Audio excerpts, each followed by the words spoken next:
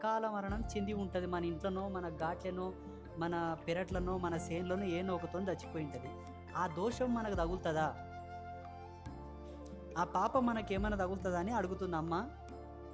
మంచి ప్రశ్న.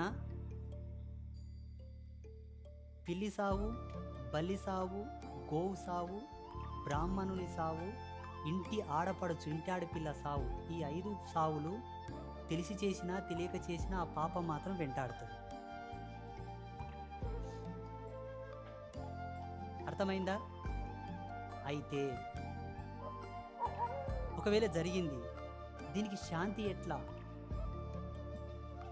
Remedy, alternative దీన్ని ఎలా క్రమబద్ధీకరించాలి? ఆ శాపమా, పాపమా, కర్మన ఎలా పోగొట్టాలన్న దానికి ఋషులు తపస్సు చేసి మళ్ళీ యూనివర్సల్ నుంచి ఒక రెమెడీ తీసుకున్నారు, మనకిచ్చారు. తెలిసిన వాళ్ళని కలిస్తే చెప్తారు దాని యొక్క పాపం, శాపం పోవడానికి.